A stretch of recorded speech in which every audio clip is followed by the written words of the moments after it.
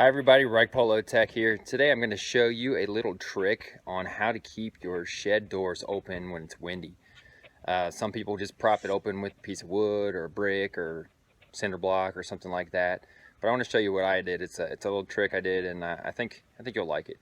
Anyways, guys, if you do find this video useful, please hit that like button, hit that subscribe button for me, and here we go.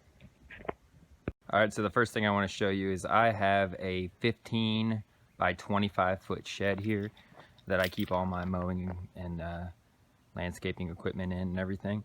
And I just want to show you a trick that I did with my shed here. So first thing I'm going to do is unlock this, take it off, open this door. All right, so as you can see here, under this side of the lock, I installed an eyelet right there, a little bit below the lock here. And on the other side over here, I installed another eyelet, a keychain ring, and then a dog leash clip. So I'll open that door and then I just clip it right into that, so the wind will not let this blow open anymore.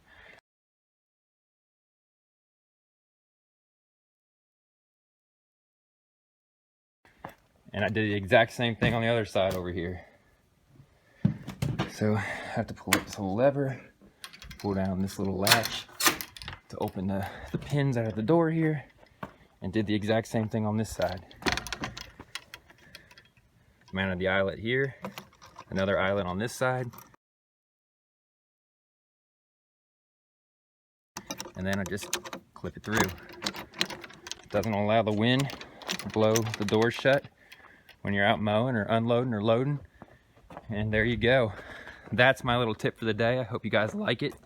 I think it's a pretty useful little tip, and please share it with your friends. All right guys, I'll see you next time. Remember, please hit that like button and hit that subscribe button for me.